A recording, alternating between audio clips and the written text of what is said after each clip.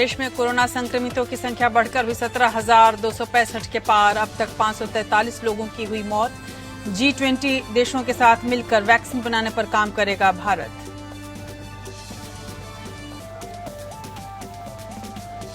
Corona virus को लेकर चीन से नाराज पूरी दुनिया। जर्मनी ने नुकसान की भरपाई के लिए भेजा 149 बिलियन यूरो का बिल, तो अमेरिका, फ्रांस और ब्रिटेन ने भी की चीन की जवाबदेही तय करने की मांग।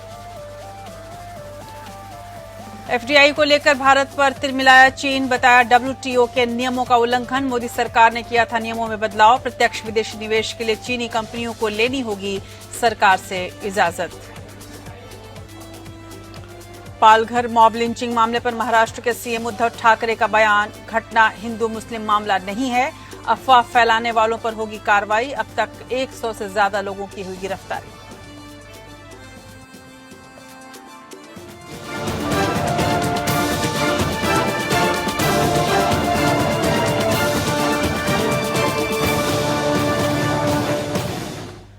नमस्कार, बहुत स्वागत है आपका देश की बात में। मैं हूं राजश्री आपके साथ, और आज देश की बात में हम बात करेंगे पूरे चीन की, कैसे दुनिया पूरे चीन से कैसे खफा है, और इसके अलावा हम दिखाएंगे आज उन खबरों की तमाम अहम बातें जो कि आपके लिए जानना बेहद जरूरी है। सबसे पहले हम बात करेंगे कोरोना महामारी की, जिसने भारत सहित पूरी दुनिया में कहर और कोहराम मचा रखा है। देश में कोरोना के मरीजों की संख्या कैसे बढ़ रही है और आंकड़ा कहां तक पहुंचा, ये हम आपको आज बताएंगे। इन तमाम खबरों के बीच हम आपको ये भी बताएंगे कि क्या कोरोना से लोग जो ठीक हो जा रहे हैं उन्हें फिर से कोरोना होने का डर है। उधर मौत के आंकड़े भी आगे बढ़ रहे हैं, ऐसा क्यों हो रहा है और हमारे पास क्या सुविधा है, ये भी बताएंगे। इन तमाम खबरों के बीच एक अच्छी खबर ये है कि G20 देशों के साथ मिलकर अब भारत कोरोना का वैक्सीन तैयार करने में लगेगा।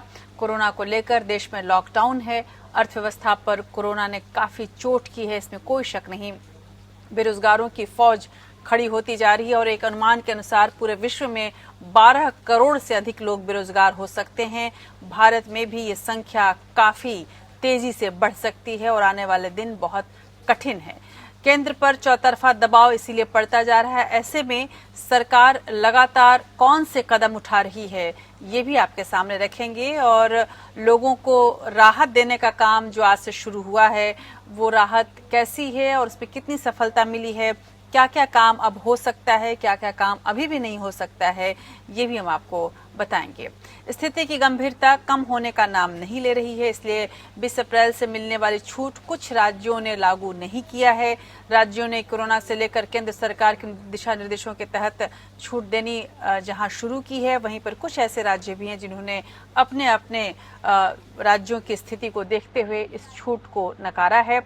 कुछ राज्य ऐसे भी हैं जो कि बिना केंद्र सरकार के पूछे ही कुछ अलग तरीके की छूट देने लगे थे, जो कि आने वाले समय में खतरनाक हो सकता था।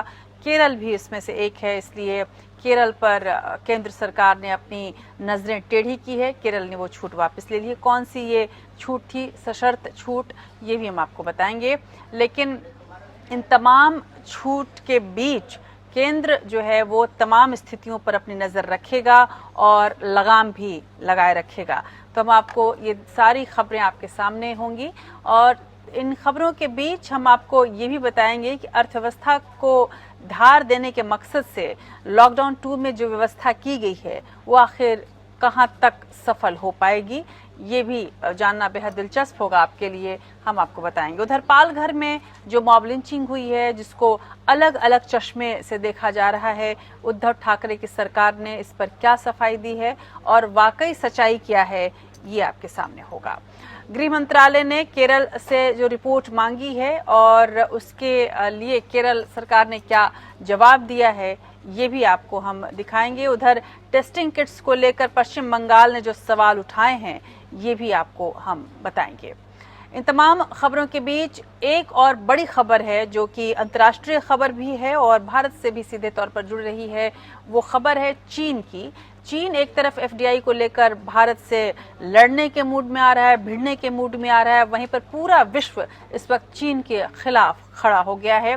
अमेरिका और ब्रिटेन के बाद अब जर्मनी ने कहा है और फ्रांस ने कहा है कि वो भी चीन के तमाम जो उसके जो उद्देश्य है उसको संदेह की नज़र से देखते हैं। और जर्मनी ने तो नुकसान की भरपाई के लिए 149 बिलियन यूरो का बिल भेजा है चीन को।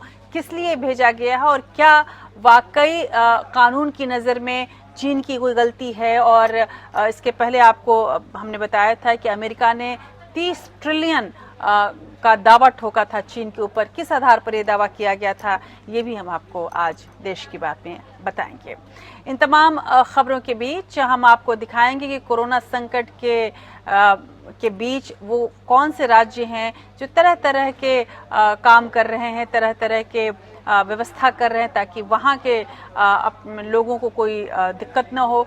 कुछ ऐसी जगहें भी हैं जहां पर ये संकट अभी तक नहीं पहुंच पाया है। ये खबर भी हमारे लिए जानना ज़रूरी है कि आखिर क्या वजह है कि वहां पर कोरोना का असर नहीं हुआ है। इन तमाम हलचलों के बीच हम आपको आज के दिन के ऐतिहासिक महत्व को भी याद दिलाएंगे और एक ऐसे सितारे का भी जिक्र करेंगे जो हमारे लिए आज भी जिंदा है और हमारे जहन में बसा हुआ है। तो अब बने रहिए हमारे साथ देश की बात में। 1 घंटे के अंदर वो तमाम खबरें जानिए, सुनिए, समझिए, अपना विचार बनाइए जो कि आपके लिए ज़रूरी है। और साथ ही इस गुजारिश के साथ कि अब ये सप्ताह शुरू हुआ है, कोरोना से ज़रूर आपको बचने की ज़रूरत है, पर डरने या घबराने की ज़रूरत नहीं है क्योंकि सरकार आपके साथ है। हम मीडिया वाले आपके लिए काम कर रहे हैं ताकि आप तक सही खबर पहुंचाई जा सके। तो आप बने रहिए हमारे साथ देश की बात में। चलिए शुरू करते हैं आज के इस सफ़र को।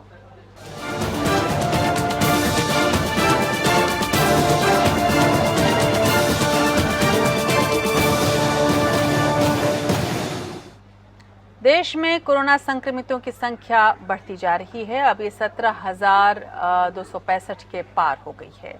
अब तक 543 लोगों की मौत कोरोना संक्रमण के कारण होने की खबर है। पिछले 24 घंटे में 36 लोगों के संक्रमण से मौत हो गई है। 2,546 लोगों को इलाज के बाद अस्पताल से छुट्टी मिली है। स्वास्थ्य मंत्रालय ने लोगों से अपील की है कि कहीं पर भी एक साथ 5 से ज्यादा लोग इकट्ठा नहीं हो। कोरोना के वैक्सीन बनाने की दिशा में भी प्रयास तेज कर दिए गए हैं। G20 के बाकी देशों के साथ मिलकर भारत कोरोना की वैक्सीन बनाने पर अब काम करेगा। गौरतलब है कि भारत की कोशिश है कि कोरोना का जो वैक्सीन है वो जल्द से जल्द आ जाए और कम से कम 2021 फरवरी तक इसे लाने की कोशिश चल रही है, लेकिन तब तक इस कहर को झेलना पूरे विश्व के लिए एक मजबूरी है।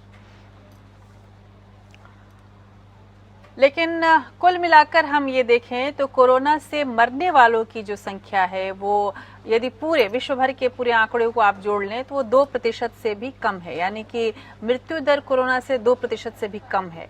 लेकिन उतना ही ये दर कम है ठीक होने वालों की भी, और जो लोग ठीक हो जा रहे हैं उन्हें फिर से कोरोना होने का डर रह रहा है, यानी कि कोरोना का जो वायरस है वो पूरी तरह से शरीर से बाहर नहीं निकल रहा है। इसलिए इसे ये कहा जा रहा है कि ये जो मृत्यु दर है वो एक तरह से धीमी मृत्यु दर है। ये आपको अलग अलग स्तर में मार रही है। एक बार आप ठीक हो गए, हो सकता है कि जिसको भी कोरोना है उसे फिर से कोरोना हो और वो अगली बार ज़्यादा घातक हो।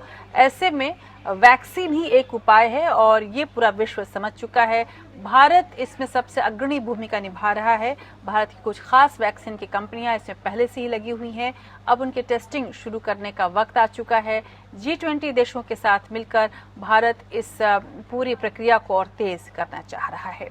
प्रक्रिया तेज होने की बात हो रही है तो सबसे ज्यादा बड़ी चुनौती भारत में इस वक्त अर्थव्यवस्था की है। अर्थव्यवस्था को कैसे तेजी दी जाए, ये सरकार के सामने सबसे बड़ी चुनौती है। लॉकडाउन के कारण देश की अर्थव्यवस्था को भारी नुकसान पहुंचा है। इस साल GDP के 1.9% रहने का ही अनुमान है।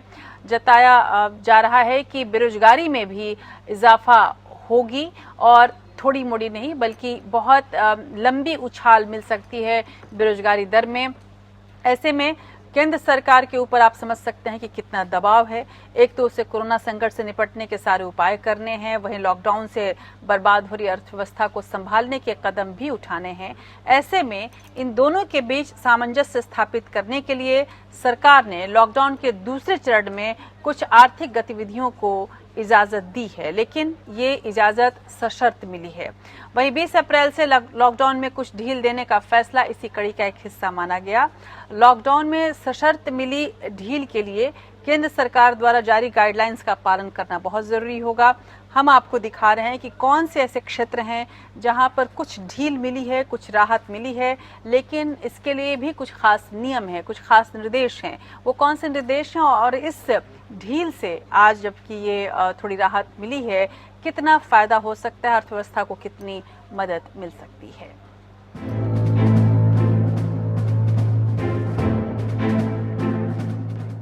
कोरोना वायरस महामारी को मात देने के लिए देश में लॉकडाउन लागू किया गया है। ये लॉकडाउन 3 मई तक जारी रहेगा। इस दौरान बाजार बंद रहेंगे, लोग भी घरों में रहेंगे। लॉकडाउन पार्ट 2 में खेती, ग्रामीण अर्थव्यवस्था और उद्योगों को पटरी पर लाने के लिए 20 अप्रैल की आधी रात से कुछ शर्तों के साथ राहत दी गई है। हालांकि कोरोना प्रभावित हॉटस्पॉट और संक्रमित जोन में 3 मई तक कोई रियायत नहीं होगी। दिल्ली, तेलंगाना, पंजाब और महाराष्ट्र में भी सरकारों ने छूट देने से इनकार कर दिया है। तेलंगाना ने तो लॉकडाउन 7 मई तक बढ़ा दिया है। गृह मंत्रालय में नए दिशा निर्देशों में प्रवासी मजदूरों को राज्य के भीतर ही रोजगार दिए जाने पर जोर है। अहम बात यह है कि फसलों की बुआई, कटाई और बिक्री समेत खेती किसानी और पशुपालन से जुड़े ज्यादातर कामकाज को मंजूरी दी गई है, ताकि कृषि अर्थव्यवस्था को पटरी पर लाया जा सके। ग्रामीण इलाकों में लगी औद्योगिक इकाइयों को भी सशर्त मंजूरी दी गई है। ढांचागत विकास की बुनियाद कहे जाने वाले कोयला और खनिज उत्पादन के साथ तेल, गैस रिफाइनरी को भी मंजूरी मिली है। सड़क सिंचाई व अक्षय ऊर्जा परियोजनाओं का भी ख्याल रखा गया है। भारतीय रिजर्व बैंक वित्तीय बाजार, बैंक, एटीएम और बैंकिंग कामकाज के लिए आईटी से जुड़े कर्मियों को भी छूट दी गई है। मजदूरों को राज्य से बाहर जाने की इजाजत नहीं है। हालांकि राज्य के भीतर ही कुछ शर्तों के साथ आवाजाही की छूट दी गई है। बड़े औद्योगिक परिसरों में मजदूरों को अंदर ही रखने की व्यवस्था करनी होगी। केंद्र और राज्य सरकारों के कर्मचारी दफ्तर जाएंगे। केंद्र में सभी सचिव स्तर के अफसरों ने 13 अप्रैल को ही ऑफिस ज्वाइन कर लिया था। अब सभी मंत्रालय और विभागों में उप सचिव से ऊपर के अफसरों की उपस्थिति जरूरी होगी। स्टाफ की मौजूदगी जरूरत के मुताबिक 33% तक ही होनी चाहिए। Bureau report. उधर कोरोना वायरस महामारी को मात देने के लिए देश में लॉकडाउन लागू तो कर दिया गया है। हालांकि इसका सीधा असर आम जनजीवन और देश की अर्थव्यवस्था पर पड़ रहा है, जैसा कि हम सभी इसका अनुभव कर रहे हैं। इसे देखते हुए केंद्र सरकार ने थोड़ी बहुत ढील देने का फैसला किया। प्रधानमंत्री मोदी ने जब घोषणा किया था कि 20 तारीख से कुछ ढील दी जाएगी, लेकिन ये फैसला उन्हीं राज्यों और जगहों पर लागू होगा जहां कोरोना को कंट्रोल कर लिया गया, यानी कोरोना से प्रभावित इलाकों को कोई राहत नहीं मिलने वाली। किसी हॉटस्पॉट पर किसी तरह की कोई राहत नहीं मिलेगी। जिन राज्यों को छूट मिली है उन्हें भी केंद्र सरकार के दिशा निर्देशों का पालन करना ही होगा, नहीं तो इस छूट को खत्म कर दिया जाएगा। हालांकि कुछ राज्यों ने अपने यहाँ कोरोना के बढ़ते मामलों को देखते हुए किसी भी तरह की छूट से फिलहाल इनकार किया है और उनका ये कहना है कि वो लॉकडाउन 2 का पालन पूरी तरह से करेंगे बिना किसी छूट के, जब तक कि कोरोना पर काबू नहीं पा लिया जाता।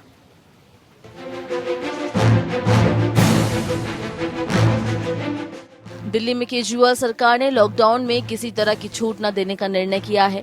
राज्य में पिछले कुछ दिनों में कोरोना वायरस के मामले लगातार बढ़े हैं। ऐसे में सरकार ने फैसला लिया है कि अगले 1 हफ्ते तक सख्ती बरती जाए। 1 हफ्ते बाद नतीजों को देखकर ये तय होगा कि लॉकडाउन में कुछ छूट देनी है या फिर पहले की तरह से इसे लागू रखा जाएगा। उत्तर प्रदेश में लॉकडाउन में उन 19 जिलों में किसी भी तरह की छूट नहीं दी जाएगी जहां पर कोरोना वायरस के 10 से अधिक मामले हैं। आगरा, लखनऊ, नोएडा, गाजियाबाद, कानपुर और वाराणसी जैसे जिलों में कोई छूट नहीं होगी। इसके अलावा जो हॉटस्पॉट तय किए गए थे वो भी पहले की तरह ही सील रहेंगे। मुख्यमंत्री योगी आदित्यनाथ ने सभी जिलाधिकारियों से जमीनी स्तर पर हालात के आधार पर फैसला लेने को कहा है। यूपी में 20 अप्रैल की रात से ही टोल टैक्स लेना शुरू हो गया है। यूपी में सभी कोर्ट 27 अप्रैल तक बंद रहेंगे। कुछ हद तक कामकाज में छूट दी जाएगी। इसमें सरकारी दफ्तरों में 33% स्टाफ का आना शामिल है। मध्य प्रदेश में भोपाल, इंदौर और उज्जैन पूरी तरह से लॉकडाउन रहेंगे। सिर्फ 26 जिलों में कुछ हद तक सरकारी दफ्तर, औद्योगिक गतिविधियों की इजाजत है। हालांकि जिन कस्बों या थानों में कोरोना का केस है वहां कोई छूट नहीं मिलेगी। राज्य में school, college, mall, restaurant, cinema hall पूरी तरह से बंद कर दिए गए हैं। महाराष्ट्र में ग्रीन और ऑरेंज जोन में कुछ हद तक औद्योगिक गतिविधि शुरू होंगी। जहां आर्थिक गतिविधियां शुरू होंगी, वहां फैक्ट्रियों की ओर से मजदूरों को लाने ले जाने की सुविधा दी जाएगी। खाना राशन भी देने की व्यवस्था की जाएगी। कर्मचारियों को काम के लिए दूर यात्रा करने की अनुमति नहीं होगी। सभी जिले के बॉर्डर सील ही रहेंगे। राजस्थान में आवश्यक सेवाओं के अतिरिक्त अन्य सरकारी कार्यालयों में 20 अप्रैल से 33% कार्मिकों को रोटेशन के आधार पर बुलाने के निर्णय को फिलहाल टाल दिया गया है। अभी केवल सचिव, विभागाध्यक्ष, उप सचिव स्तर के अधिकारी, उनका निजी स्टाफ ही दफ्तर आएंगे। नगर पालिका के बाहर ग्रामीण क्षेत्रों में उद्योग शुरू हो सकेंगे। शहरी क्षेत्रों में उन्हीं उद्योगों को सीमित छूट दी गई है जिनमें श्रमिकों को फैक्ट्री में रखने की उचित व्यवस्था उपलब्ध है। उधर केरल में सरकार ने जिलों को रेड, ऑरेंज और ग्रीन जोन में बांटा है। इसी के आधार पर छूट दी जाएगी। पंजाब सरकार के द्वारा एक पोर्टल की सुविधा दी गई है जहां पर किसान अपनी फसल बेचने के लिए रजिस्ट्रेशन कर सकते हैं। उन्हें मंडी जाकर फसल बेचने की इजाजत मिलेगी। Bureau report. उधर यूपी में कोरोना संक्रमितों की संख्या 1000 के पार होते ही देश में 7 राज्यों में मरीजों की संख्या 17,000 से ऊपर हो गई है। इससे पहले महाराष्ट्र, मध्य प्रदेश, दिल्ली, तमिलनाडु, राजस्थान और गुजरात में भी मरीजों की संख्या 1000 से ज्यादा हो चुकी है। दिल्ली में जहां कोरोना संक्रमित 2000 से भी ज्यादा हो चुके हैं, वहीं महाराष्ट्र में संक्रमितों की संख्या 4000 के पार है। गुजरात में कोरोना के मरीज 1700 को पार कर चुके हैं, तो वहीं मध्य प्रदेश में भी आंकड़ा 1400 से ऊपर हो चुका है। राजस्थान और तमिलनाडु 2 और राज्य हैं जहां संक्रमितों की संख्या 1000 से ऊपर है। इन 7 राज्यों में कोरोना संक्रमितों की संख्या बाकी देश के मुकाबले सबसे ज्यादा है। सबसे खराब स्थिति महाराष्ट्र और दिल्ली की है। वहीं गुजरात और मध्य प्रदेश में भी मामले काफी तेजी से आगे बढ़ते दिख रहे हैं। केरल और कर्नाटक ने कोरोना के खिलाफ सबसे बढ़िया काम किया है। गोवा में भी कोरोना के सभी मरीज ठीक हो गए हैं, तो वहीं पूर्वोत्तर के राज्य मणिपुर ने भी खुद को कोरोना फ्री स्टेट घोषित किया है। यहां भी अब कोरोना का कोई केस नहीं है। उधर उत्तराखंड में भी कोरोना के मरीज कम होते जा रहे हैं। इस बीच चीन के वुहान शहर से निकला कोरोना वायरस दुनिया के लिए वाकई सरदर्द बन चुका है। फिलहाल कोरोना का कोई असरदार इलाज या वैक्सीन तो नहीं, लेकिन दुनिया भर की सरकारें इसे रोकने के लिए एक ही तरीका अपना रही हैं। वो तरीका है लॉकडाउन। भारत में भी कोरोना को फैलने से रोकने के लिए लॉकडाउन लगाया गया है। पहले लॉकडाउन 21 दिन के लिए लगाया गया था, लेकिन बाद में इसे 19 दिन और बढ़ाया गया। दूसरा फेज 15 अप्रैल से 3 मई तक चल रहा है। लॉकडाउन बढ़ाने के पीछे यही तर्क है कि इससे कोरोना संक्रमण को रोकने में मदद मिलेगी, लेकिन कुछ लोगों का कहना यह भी है कि संक्रमितों की संख्या लगातार बढ़ रही है। ऐसे में ये समझना जरूरी हो जाता है कि लॉकडाउन से क्या वाकई में फायदा हो रहा है। रिपोर्ट की माने तो लॉकडाउन का असर दिखा है। हालांकि लॉकडाउन अभी भी यही समझा जा रहा है कि ये एक बस पॉज बटन ही है, जैसा कि राहुल गांधी ने भी कहा था कि ये एक पॉज बटन है, न कि ये स्टॉप बटन है। हमें ये देखना होगा कि कोरोना को पूरी तरह से खत्म करने के लिए कौन से कदम उठाए जाएं। अभी तक विशेषज्ञों का ये कहना है कि कोरोना तभी पूरी तरह से खत्म हो सकता है जब इसका वैक्सीन तैयार हो जाए, लेकिन जब तक वैक्सीन तैयार नहीं होता है तब तक अभी हम कोशिश ही कर सकते हैं और विभिन्न तरह के प्रयोग ही इसके काम आ सकते हैं।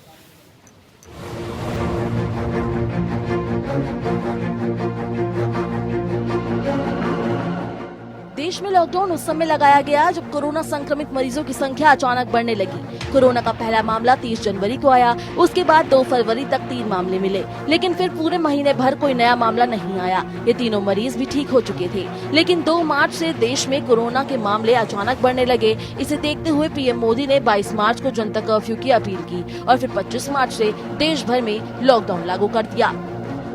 लॉकडाउन से एक दिन पहले यानी 24 मार्च तक देश में कोरोना संक्रमित मरीजों की संख्या 571 थी। तब तक 10 मौतें भी हो चुकी थी। लॉकडाउन से पहले तक देश में कोरोना के मामले दिखने में भले ही कम लग रहे हों, लेकिन उनकी औसत वृद्धि दर 35% के आसपास थी। यानी हर दिन कोरोना के 35% नए मरीज मिल रहे थे। लॉकडाउन लगने के बाद भी 25 मार्च से 14 अप्रैल के बीच देश भर में 10,919 नए मामले बढ़े।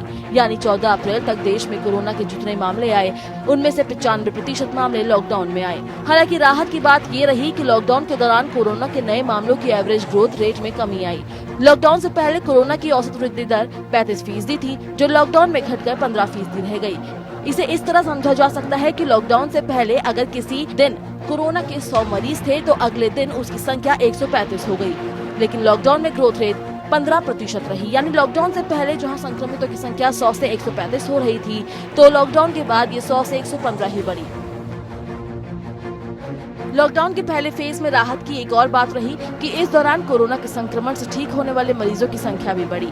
24 मार्च तक देश में 40 मरीज ठीक हुए थे, लेकिन 25 मार्च से 14 अप्रैल तक लॉकडाउन के दौरान 1325 मरीज ठीक हुए। इसका औसत निकाले तो हर दिन 58 मरीज कोरोना से ठीक हुए। इसी तरह 24 मार्च तक देश में कोरोना से मरने वालों की संख्या 10 थी, लेकिन 25 मार्च से 14 अप्रैल के बीच इन 21 दिनों में 384 लोगों की जान कोरोना से गई, यानी हर दिन औसतन 18 मौतें हुई, जबकि लॉकडाउन से पहले तक औसतन हर 5.5 दिन में एक मौत हो रही थी। Bureau report. उधर कोरोना संकट के बीच पश्चिम बंगाल की सरकार ने केंद्र सरकार पर हमला बोला है। राज्य के स्वास्थ्य विभाग ने संक्रमण की टेस्टिंग के लिए Indian council for medical research यानी कि ICMR की ओर से खराब किट भेजने का आरोप लगाया है। बंगाल के स्वास्थ्य मंत्रालय ने ट्वीट किया है कि राज्य में कोरोना जांच की रफ्तार और नतीजे प्रभावित करने के लिए ऐसा किया गया है। यह गंभीर मुद्दा है और ICMR को इसकी जांच करानी चाहिए। मोदी सरकार ने देश भर में कोरोना की टेस्टिंग का जिम्मा ICMR को सौंपा है।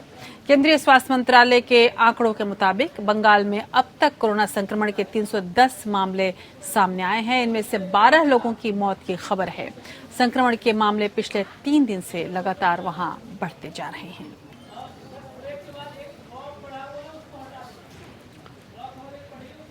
उधर स्वास्थ्य मंत्रालय ने 12 अप्रैल को प्रेस कॉन्फ्रेंस में बताया था कि दुनिया में कोरोना 41% की ग्रोथ रेट से फैल रहा है और अगर सरकार की तरफ से शुरुआत में कोई एक्शन नहीं लिया जाता तो इसी ग्रोथ रेट के हिसाब से 15 अप्रैल तक 8.2 लाख लोगों के संक्रमित होने की आशंका थी।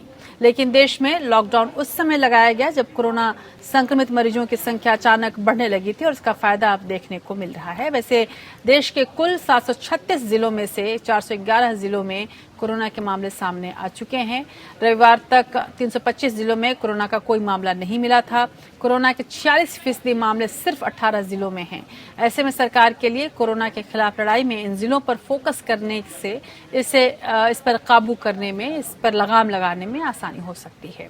महाराष्ट्र के मुंबई, मध्य प्रदेश के इंदौर, तेलंगाना के हैदराबाद, छत्तीसगढ़ के कोरबा, झारखंड के रांची और ओडिशा के खुर्दा जैसे शहरों में कुल कोरोना संक्रमितों की 50% मरीज हैं।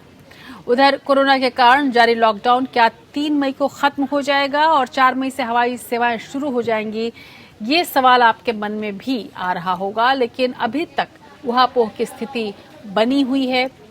नागरिक उड्डयन मंत्री हरदीप सिंह पुरी के ट्वीट करने के बावजूद सभी एयरलाइंस 4 मई से कुछ डोमेस्टिक फ्लाइट के लिए टिकट बुकिंग की सुविधा देना शुरू कर चुकी हैं। हालांकि अब DGCA की तरफ से नया सर्कुलर जारी कर दिया गया है। इसके मुताबिक सभी एयरलाइंस को तुरंत टिकट बुकिंग बंद करने का निर्देश दिया गया है। यानी कि अभी तक जो खबर है उसके हिसाब से ये कहा जा सकता है कि अभी टिकट बुकिंग नहीं होगी और 3 मई के बाद भी हवाई सेवाएं प्रभावित रहेंगी और वैसे ही ट्रेन की सेवाएं भी प्रभावित रहेंगी। विमानन नियामक DGCA ने एक सर्कुलर जारी किया है जिसमें सभी एयरलाइंस को निर्देश दिया गया है कि वो टिकट की बुकिंग ना करें, जिसमें यह कहा गया हो कि 4 मई के बाद से घरेलू या अंतर्राष्ट्रीय उड़ानें शुरू हो जाएंगी।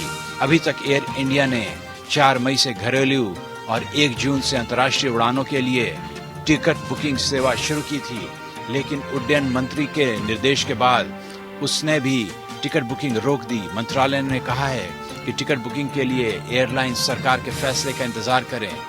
इस मामले पर रक्षा मंत्री राजनाथ सिंह की अध्यक्षता में उनके घर पर मंत्रियों के समूह की बैठक हुई, जिसमें सुझाव दिया गया था कि हवाई यात्रा 15 मई को शुरू की जा सकती है। बैठक में नागरिक उड्डयन मंत्री हरदीप सिंह पुरी और अन्य मंत्री शामिल हुए थे। सूत्रों के मुताबिक इस मामले पर अंतिम निर्णय प्रधानमंत्री द्वारा लिया जाएगा। खबरों के मुताबिक हवाई और रेल यात्रा कब शुरू होगी, इसके बारे में कोई विशेष तारीख पर चर्चा नहीं की गई। यानी ये कहना ठीक होगा कि अभी उसमें और समय लगेगा। एयर इंडिया द्वारा टिकट बुकिंग शुरू करने पर नागरिक उड्डयन मंत्री हरदीप सिंह पुरी ने ट्वीट किया था कि सरकार ने अभी तक फ्लाइट शुरू करने का कोई फैसला नहीं लिया है। इसलिए एयरलाइनों को निर्देश दिया जाता है कि वह घरेलू और अंतर्राष्ट्रीय यात्री उड़ान सेवाएं शुरू करने पर सरकार के फैसला लेने के बाद ही टिकटों की बुकिंग शुरू करें। सरकार की ओर से कहा गया कि हवाई सेवा कब शुरू होगी इसकी जानकारी समय रहते दी जाएगी ताकि किसी को भी किसी तरह की परेशानी न हो। Bureau report. उधर कोरोना संकट से जूझ रही दिल्ली के लिए एक अच्छी खबर आई है। साउथ दिल्ली में जिस पिज्जा डिलीवरी बॉय के कारण संक्रमण का खतरा बढ़ा था, उसके संपर्क में आए लोगों का कोरोना टेस्ट रिजल्ट निगेटिव आया है। डिलीवरी बॉय के संपर्क में आए 16 लोगों का टेस्ट किया गया और ये लोग हाई रिस्क पर थे। फिलहाल 72 परिवार अभी भी क्वारंटीन में हैं। दक्षिण दिल्ली के मालवीय नगर में एक पिज्जा डिलीवरी बॉय कोरोना से संक्रमित मिला था। लक्षण होने के बाद भी वो कई दिनों तक पिज्जा की डिलीवरी करता रहा। 72 परिवारों का होम क्वारंटीन जारी रहेगा। अगर इन परिवारों में से किसी के अंदर लक्षण मिलते हैं तो इनका कोरोना टेस्ट फिर से किया जाएगा। और दिल्ली के लिए एक और अच्छी खबर है कि आज़ादपुर मंडी दिल्ली की जो सबसे बड़ी मंडी मानी जाती है और जहां पर सब्जी और फलों के लिए सबसे ज्यादा बाजार लगता है, अब उसे दिल्ली में 1 घंटे के लिए खोला जाएगा। हालांकि दिल्ली सरकार ने लॉकडाउन 2 के मद्देनजर ये फैसला किया था कि वो किसी तरह की कोई सुविधा नहीं देगी और किसी तरह की कोई राहत यहाँ पर नहीं मिलेगी, लेकिन अब सरकार ने अपना मन बदला है। कोरोना को हराने के लिए पूरा देश एकजुट है, इसमें कोई शक नहीं और हम भी इसके लिए लगातार कोशिश कर रहे हैं। आप तक वो तमाम खबरें पहुंचा रहे हैं जो कि आपके काम की हैं।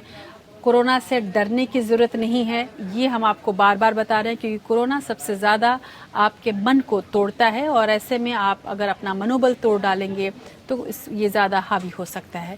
आप अपना भी और अपने बच्चों का भी ख्याल रखें और ख़ासकर घर के बुजुर्गों का भी। और इसी लड़ाई में हर कोई मिलकर इस महामारी का मुकाबला करना चाह रहा है। इस कड़ी में विभिन्न क्षेत्रों के कलाकार, फिल्मी हस्तियां और सिंगर भी सभी का उत्साहवर्धन कर रहे हैं। इसी कड़ी में हमारे साथ अनुपमा राग जुड़ी, जिन्होंने कोरोना को हराना है और इसे किस तरह से हराना है इसका एक संगीत में संदेश दिया।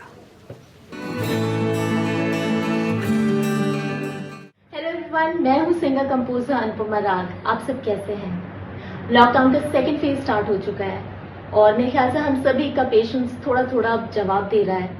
घर में बैठकर काफी बोर हो चुके हैं। मैं तो एक कंपोजर हूँ और क्रिएटिविटी मेरा काम है।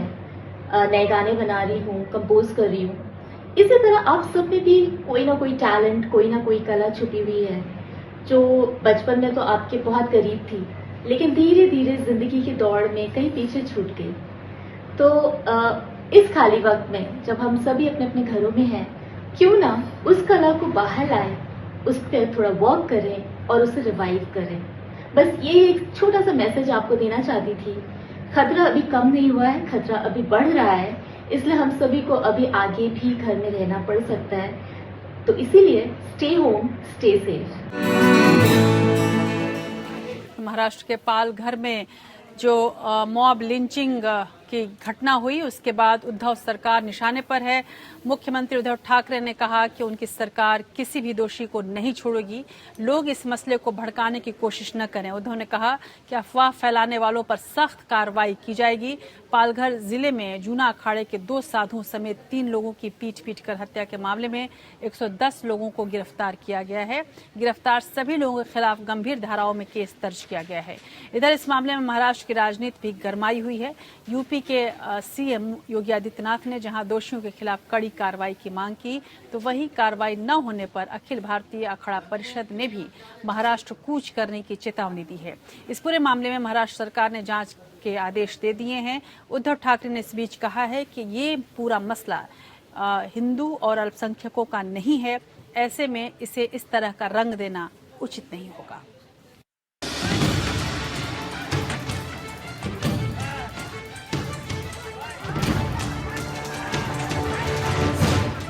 महाराष्ट्र के पालघर में 2 साधुओं सहित 3 लोगों की पीट कर हत्या के मामले में गुस्सा उत्तर प्रदेश तक पहुंच गया है।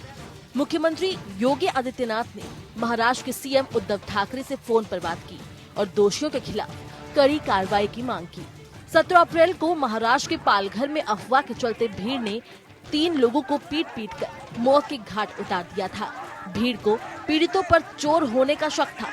उत्तर प्रदेश के मुख्यमंत्री योगी आदित्यनाथ ने ट्वीट किया, पालघर महाराष्ट्र में हुई जूना अखाड़ा के संतो स्वामी कल्पवृक्ष गिरी, स्वामी सुशील गिरी और उनके ड्राइवर नीलेश तेलगड़े की हत्या के संबंध में कल शाम महाराष्ट्र के मुख्यमंत्री उद्धव ठाकरे से बात की और घटना के जिम्मेदार तत्वों के खिलाफ कठोर कार्रवाई के लिए आग्रह किया। जो लोग वहां पर बड़ी तादाद में थे, वहां पे हमारे पुलिस ने 2 राउंड भी फायर किए,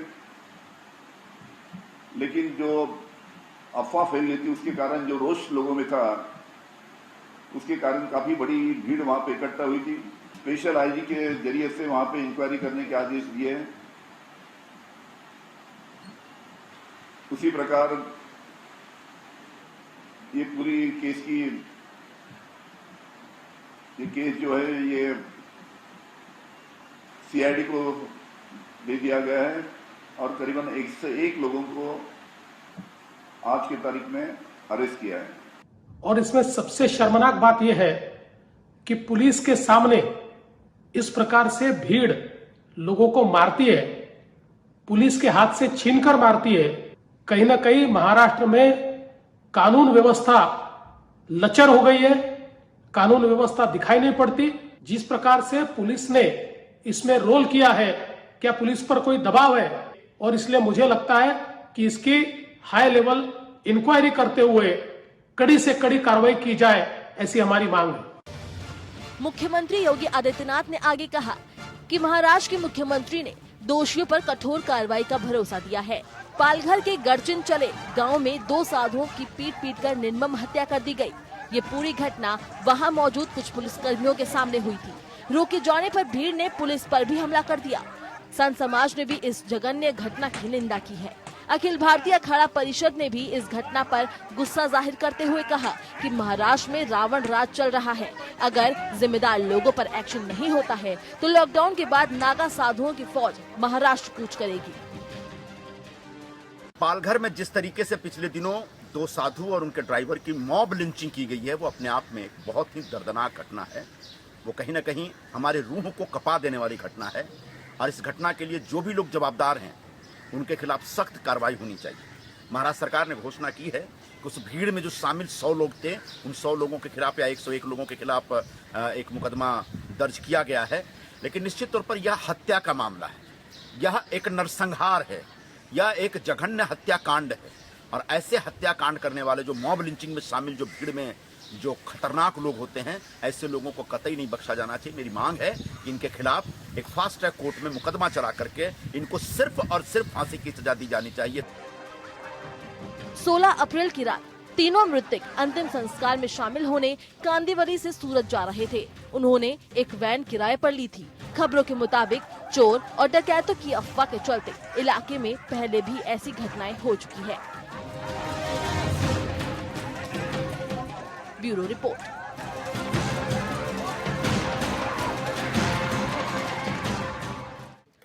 पालघर का ये जो मसला है, जिसे पूरे भारत में एक अलग तरीके का रंग दिया जा रहा है, कुछ खास पार्टियों के द्वारा इसे अलग तरीके का रंग दिया जा रहा है, खासकर अल्पसंख्यकों को इसमें ज़्यादा दोषी ठहराया जा रहा है। मैं आपको ये बता दूं कि पालघर का जो ज़िला है वो एक आदिवासी ज़िला है। वहाँ पे बहुसंख्यक जो है वो आदिवासी हैं। कहा जाए तो वहाँ अल्पसंख्यकों की गिनती नाम मात्र को भी नहीं है।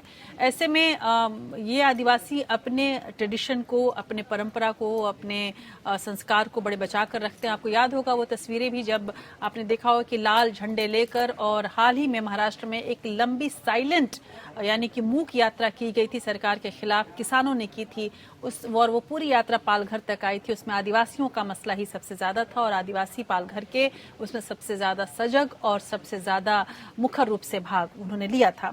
इस बार भी वही हुआ है। कोरोना के होने पर, कोरोना की जब पूरी ये स्थिति पैदा हुई तो उन आदिवासियों ने ये निश्चित किया था कि वो अपने गांव की रक्षा खुद करेंगे और रात भर जग कर वो रक्षा करते थे।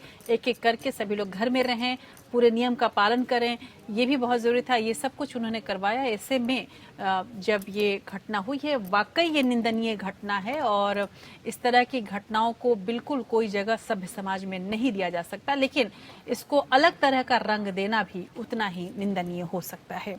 पर इसमें कोई शक नहीं कि उत्तर प्रदेश के मुख्यमंत्री योगी आदित्यनाथ ने इस घटना को लेकर तुरंत सजगता दिखाई है। उन्होंने उद्धव ठाकरे से बात की और उनसे पूरी स्थिति जानने समझने की कोशिश की है। इस बीच मैं आपको ये भी बता दूं कि उत्तर प्रदेश के मुख्यमंत्री योगी आदित्यनाथ को पितृशोक हुआ है। आदित्यनाथ के पिता आनंद सिंह बिष्ट का आज निधन हो गया।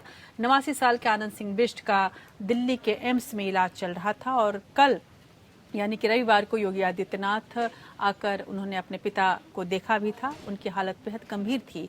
वो पिछले कई दिनों से वेंटिलेटर पर थे। उन्होंने आज यानी सोमवार सुबह 10:40 पर अंतिम सांस ली। सीएम योगी आदित्यनाथ को पिता के निधन की सूचना दे दी गई है। खास बात यह है कि जब ये खबर सीएम योगी आदित्यनाथ को दी गई तब वो कोरोना संकट पर बनी टीम 11 की मीटिंग कर रहे थे। सीएम योगी आदित्यनाथ के पिता आनंद सिंह बिष्ट को किडनी और लीवर की समस्या थी। तबीयत खराब होने पर उन्हें 13 मार्च को एम्स में भर्ती कराया गया था। यहाँ गैस्ट्रो विभाग के डॉक्टर विनीत आहूजा की टीम उनका इलाज कर रही थी। अब जल्द ही सीएम योगी आदित्यनाथ अपने इस ऐसी स्थिति पर पितृ शोक के लिए तमाम अन्य संस्कारों के लिए जाएंगे। अब आपको विजय माल्या की खबर बता दें। भगोड़े कारोबारी विजय माल्या की भारत प्रत्यर्पित करने के खिलाफ दायर की गई याचिका को ब्रिटेन की एक अदालत ने खारिज कर दिया है। माल्या 9,000 करोड़ रुपए की धोखाधड़ी और मनी लॉन्ड्रिंग मामले में भारत में वांछित हैं। विजय माल्या ने फरवरी में इंग्लैंड और वेल्स की हाई कोर्ट में याचिका दाखिल की थी। कोर्ट ने माना है कि माल्या के खिलाफ भारत में कई बड़े आरोप लगे हैं। रॉयल कोर्ट में लॉर्ड जस्टिस स्टीफन इवेन और जस्टिस एलिजाबेथ लाइंग की 2 सदस्यीय पीठ ने इस याचिका को खारिज किया। जजों ने कहा कि हम ये मानते हैं कि एडीजी यानी कि सीनियर डिस्ट्रिक्ट जज द्वारा पाए गए आरोप कुछ मामलों में भारत की तरफ से लगाए गए आरोपों से ज्यादा व्यापक हैं, लेकिन 7 ऐसे महत्वपूर्ण मामलों में संयोगवश भारत में जो आरोप लगाए गए हैं। ये सुनवाई ऐसे समय में हुई है जब पूरी दुनिया कोरोना वायरस से लड़ रहा है। उधर केंद्र सरकार ने कोरोना महामारी के बीच अनुकूल मौका देखते हुए घरेलू कंपनियों के अधिग्रहण की किसी भी कोशिश पर रोक लगाने के लिए भारत के साथ जमीनी सीमा साझा करने वाले देशों से आने वाले विदेशी निवेश के लिए सरकारी मंजूरी को अनिवार्य बना दिया है। यानी कि यदि आपको एफडीआई चाहिए तो अब सरकार से मंजूरी लेनी पड़ेगी। इस कदम से चीन सहित विभिन्न पड़ोसी देशों से आने वाले प्रत्यक्ष विदेशी निवेश यानी एफडीआई में बड़ा अवरोध खड़ा हो गया है। हाल ही में चीन के केंद्रीय bank People's Bank of China ने एचडीएफसी के 1.75 करोड़ शेयर खरीदे हैं। इसके बाद अब मोदी सरकार सतर्क हो गई और चीन से आने वाली एफडीआई पर सख्ती उसने कर दी है। कोरोना वायरस से लॉकडाउन के बीच चीन का ये मनी गेम सबसे शक पैदा करने वाला है। ऐसे में सरकार ने कहा है कि चीन से सभी एफडीआई के लिए पहले सरकारी मंजूरी लेना जरूरी हो गया और केवल चीन से ही नहीं बल्कि तमाम अन्य देशों से भी जहां से भी भारत की सीमा लगती है वहां से यदि कोई एफडीआई आती है तो सरकार की मंजूरी जरूरी है।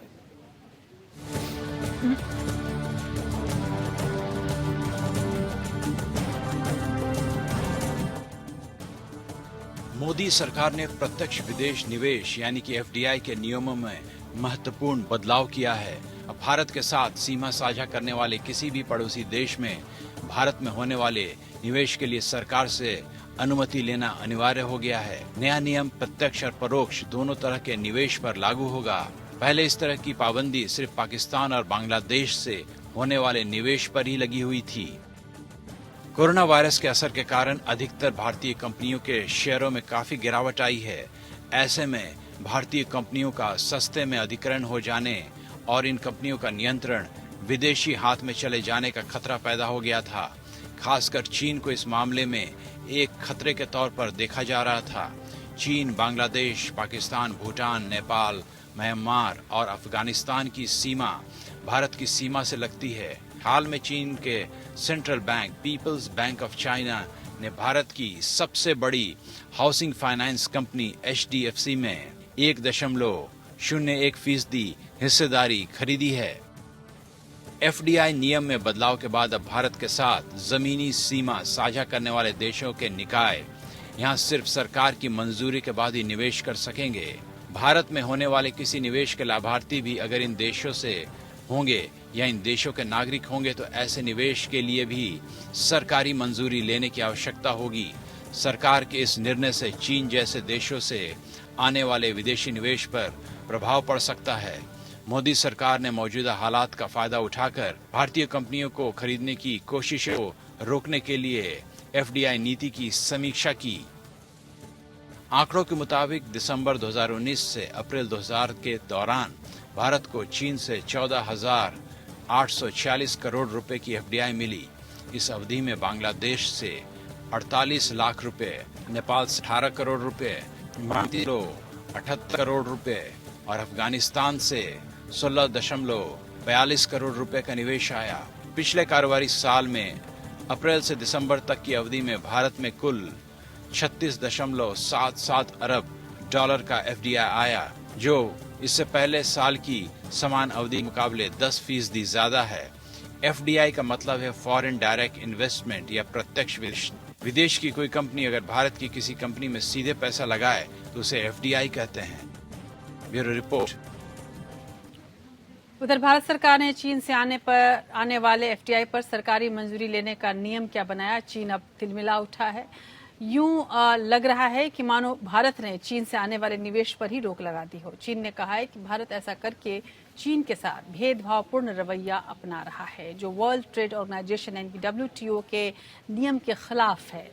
चीन की ये छटपटाहट दिखा रही है कि भारत के लिए उसकी मंशा ठीक नहीं है। भारत सरकार ने एफडीआई नियमों में बदलाव करते हुए कहा है कि निवेश से पहले सरकार को बताना होगा और उससे मंजूरी लेनी होगी। हालांकि चीन की बौखलाहट ने उसके गलत इरादों का पर्दाफाश करने का काम किया है, लेकिन इसमें भी कोई शक नहीं कि सरकार का ये जो नियम है वो अन्य देशों पर भी लागू है, अन्य पड़ोसी देशों पर भी लागू है। ऐसे में अन्य पड़ोसी देशों से आने वाले जो एफडीआई है उस पर काफी खतरा मंडराने लगा है। उधर पाकिस्तान के कोरोना वायरस की महामारी में मुस्लिमों के साथ भेदभाव करने के आरोप को भारत ने सिरे से खारिज किया है। पाकिस्तान के प्रधानमंत्री इमरान खान ने कहा कि जब पूरी दुनिया कोरोना वायरस की बीमारी से लड़ रही है तो भारत सरकार जानबूझकर मुस्लिम समुदाय को निशाना बना रही है। विदेश मंत्रालय ने इमरान खान के बयान को आधारहीन और अजीब करार देते हुए कहा कि यह घरेलू हालात को संभाल पाने में नाकामी से ध्यान भटकाने की कोशिश है। विदेश मंत्रालय के प्रवक्ता अनुराग श्रीवास्तव ने कहा कि कोरोना वायरस से लड़ाई पर ध्यान लगाने के बजाय पाकिस्तान अपने पड़ोसी देशों के खिलाफ आधारहीन आरोप लगा रहा है। इमरान खान की टिप्पणी को लेकर विदेश मंत्रालय ने कहा कि अल्पसंख्यकों की बात करें तो पाकिस्तानी नेतृत्व को अपने अल्पसंख्यकों की चिंताओं पर ध्यान देना चाहिए, जिनके खिलाफ वास्तव में भेदभाव किया जा रहा है। उधर कोरोना वायरस से फैली महामारी में अपनी संदिग्ध भूमिका को लेकर चीन अब पूरी दुनिया में घिरने लगा है। अमेरिकी राष्ट्रपति डोनाल्ड ट्रंप ने चेतावनी दी कि अगर कोरोना वायरस के लिए चीन जिम्मेदार निकला तो इसके गंभीर नतीजे भुगतने होंगे। ऑस्ट्रेलिया ने भी चीन पर पारदर्शिता न बरतने का आरोप लगाते हुए वायरस की उत्पत्ति की अंतर्राष्ट्रीय जांच कराने की मांग की है। वहीं ब्रिटेन और फ्रांस ने भी चीन की भूमिका पर संदेह जताया है। कोरोना से चीन ने मौतों का आंकड़ा अचानक बढ़ाया तो उसे संदेह की नजर से देखकर दुनिया को विश्वास हो गया कि उसने इसमें भी खेल किया है। फ्रांस और जर्मनी भी चीन के खिलाफ खड़े हो गए हैं। अमेरिका के बाद फ्रांस और ब्रिटेन ने भी कोरोना वायरस से जुड़ी जानकारी छुपाने के लिए चीन पर निशाना साधा है। फ्रांस के राष्ट्रपति इमैनुअल मैक्रों ने एक इंटरव्यू में कहा, महामारी से निपटने के लिए चीन ने जो तरीके अपनाए वो संदेह पैदा कर रहे हैं। वहाँ साफ तौर पर ऐसी चीजें हुई है जिसका हमें नहीं पता है। फ्रांस में चीन के राजदूत को तलब भी किया गया था। दूतावास की वेबसाइट पर एक प्रकाशित लेख को लेकर नाराजगी जताई गई, जिसमें लिखा गया था कि यूरोप में बुजुर्गों को केयर होम में मरने के लिए छोड़ दिया गया है। इधर ब्रिटेन के विदेश मंत्री डोमिनिक राब ने भी कहा, चीन ने शुरुआती दौर में जिस तरह वायरस से निपटने की कोशिश की उसकी गहरी समीक्षा की जानी चाहिए। ब्रिटेन सरकार को चीन से जरूर कड़े सवाल पूछने चाहिए कि आखिर कैसे ये महामारी सामने आई। संकट से उबारने के बाद चीन के साथ व्यापार सामान्य नहीं होगा। इससे पहले अमेरिका के विदेश मंत्री माइक पोम्पियो ने चीन के शीर्ष राजनयिक से फोन पर बात की थी। इस दौरान उन्होंने चीन से कोरोना वायरस की उत्पत्ति और उसके फैलने से जुड़ी जानकारी देने में पारदर्शिता बरतने की मांग की। पोम्पियो के मुताबिक चीन कह रहा है कि वह सहयोग करना चाहता है। इसका सबसे अच्छा तरीका यही हो सकता है कि वह दुनिया के वैज्ञानिकों के लिए अपने दरवाजे खोल दे, ताकि वो ये पता लगा सके कि आखिर ये वायरस कैसे अस्तित्व में आया और कैसे इसके फैलने की शुरुआत हुई। अमेरिका के राष्ट्रपति डोनाल्ड ट्रंप ने भी कहा कि कोरोना वायरस के बारे में पता लगाने के लिए अमेरिका विशेषज्ञों की एक टीम चीन भेजना चाहता है। इससे एक दिन पहले ही राष्ट्रपति चीन से कह चुके हैं कि अगर वो जानबूझकर इस वायरस को दुनिया भर में फैलाने के लिए जिम्मेदार पाया गया तो उसे परिणाम भुगतने होंगे। दुनिया अब चीन पर इसलिए भी शक कर रहा है क्योंकि वह कोरोना से जुड़े आंकड़े और रिसर्च पेपर को छुपाने की कोशिश कर रहा है। Bureau report. तो चीन की मंशा पर हर कोई शक जता रहा है और आखिर आंकड़े क्यों छुपाता रहा चीन, ये भी कहा जा रहा है। और ऐसे में अमेरिका ने लगभग $30 ट्रिलियन का दावा ठोका है चीन पर, और साथ ही जर्मनी और फ्रांस ने भी उस पे कई मिलियन यूरोस का दावा ठोका है। गौरतलब है कि ये एपिडेमिक फैलने के पहले चीन ने जितने भी तरह के बिजनेस डील्स किए विभिन्न देशों से, उसमें सभी में एक क्लॉज डाला जिसमें ये कहा स्पष्ट था कि अगर कोई एपिडेमिक फैलती है, कोई आपदा की स्थिति आती है, तो चीन कोई भी ये पूरा जो बिजनेस डील है वो उसमें कोई भी वादा पूरा नहीं करेगा। हालांकि ये माना जाता है कि कोई भी अंतर्राष्ट्रीय बिजनेस डील होती है तो उसमें ये क्लॉज डाला ही जाता है और ये कोई अवांछनीय नहीं था। लेकिन अमेरिका की जो स्थिति अब बन रही है, जिस तरह से डोनाल्ड ट्रंप ने जब एपिडेमिक फैला था तो लगातार ट्वीट कर रहे थे, लगभग उन्होंने जो बिडेन, जो कि अब इस वक्त आने वाले समय में जो राष्ट्रपति का चुनाव होने वाला है अमेरिका में, उसमें उनके खिलाफ खड़े हैं डोनाल्ड ट्रंप के, उन्होंने कई बार कोट किया है कि जिस वक्त चीन में और वुहान में कोरोना वायरस फैल रहा था, एपिडेमिक एक तरह से घोषित हो चुका था, तब डोनाल्ड ट्रंप चीन की लगातार प्रशंसा कर रहे थे और उन्होंने लगभग 21 ट्वीट किए जिसमें उन्होंने चीन की प्रशंसा की, जो कि डोनाल्ड ट्रंप के लिए अब, जबकि अमेरिका में कई हजार मौत हो चुकी है, उनके लिए भारी पड़ता दिख रहा है। इसलिए भी डोनाल्ड ट्रंप चीन पे लगातार हमलावर दिखना चाहते हैं और उधर जर्मनी, फ्रांस और ब्रिटेन को जो घाटा लगा है व्यापार में, उसकी भरपाई भी चीन के अलावा कोई और नहीं कर सकता, इसलिए भी वो चीन पर हमलावर हैं। यानी कि कुल मिलाकर अपने अपने स्वार्थ भी हैं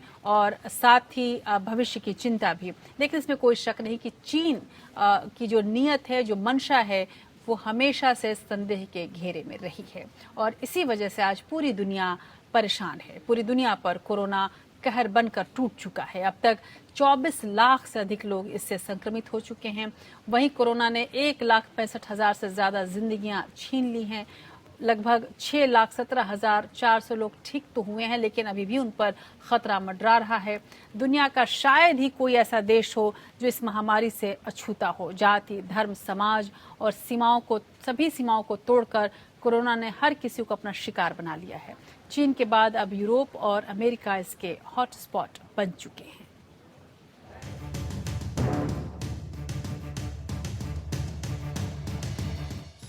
कोरोना ने सुपर पावर अमेरिका का घमंड चूर चूर कर दिया है। इस महामारी ने दुनिया के सबसे ताकतवर मुल्क को हिला कर रख दिया है। अमेरिका में कोरोना के संक्रमण से पिछले 24 घंटे में 1,997 लोगों की जान गई है। इसके साथ ही यहाँ मौतों का आंकड़ा 41,000 के पार हो गया है। राष्ट्रपति डोनाल्ड ट्रंप के मुताबिक अब तक 41.8 लाख नागरिकों का टेस्ट किया जा चुका है। ये आंकड़े किसी भी देश से ज्यादा है। इस बीच विश्व स्वास्थ्य संगठन WHO ने घोषणा की कि दुनिया भर में 24 घंटे में 81,153 मामलों की पुष्टि हुई है। साथ ही 6,463 लोग मारे गए हैं। WHO के मुताबिक यूरोप में 11 लाख से ज्यादा लोग संक्रमित हो चुके हैं। वहीं यहाँ मौतों का आंकड़ा भी 1 लाख के पार पहुँच गया है। चीन में एक बार फिर कोरोना का उभार देखने को मिल रहा है। देश में 12 नए मामलों की पुष्टि हुई है। नेशनल हेल्थ कमीशन ने बताया कि 4 मामले घरेलू रूप से संपर्क में आने के कारण हुए हैं। वहीं 8 नए मामले बाहर से आए हैं। उधर मैक्सिको में अब तक 8,200 मामलों की पुष्टि हो चुकी है और 686 संक्रमितों की मौत हो चुकी है। ट्यूनीशिया में कोरोना के कारण 38 लोगों की जान गई है। यहाँ कुल संक्रमितों की संख्या 879 हो गई है। पूरा यूरोप कोरोना संकट से जूझ रहा है। इटली में 23,660 लोगों की मौत हो चुकी है, तो वहीं स्पेन में 20,453 और फ्रांस में 19,718 लोगों की जान गई है। ब्रिटेन में 16,000 से ज्यादा, तो ईरान में 5,000 से अधिक लोग कोरोना संक्रमण के कारण मारे जा चुके हैं। Bureau report. और आप देख रहे हैं देश की बात। अब आखिरी पड़ाव पर हम हैं देश की बात के। चलिए आज के ऐतिहासिक महत्व का जिक्र कर लेते हैं।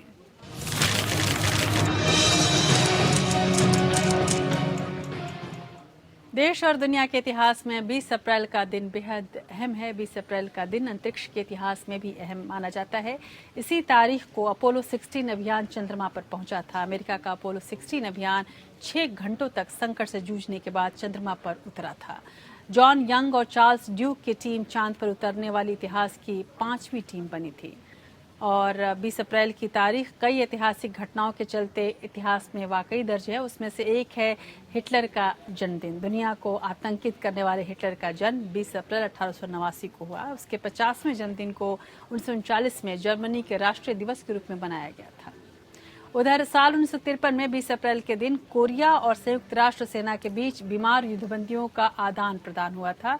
रिहा होने वाले 100 संयुक्त राष्ट्र सैनिकों में 12 ब्रिटिश, 30 अमेरिकी, 50 दक्षिण कोरियाई, 4 तुर्की और 1 फिलीपींस के सैनिक थे। ये अच्छा मौका है खूबसूरत चीज़ों को पढ़ने का भी, अच्छी चीज़ों को जानने और समझने का भी।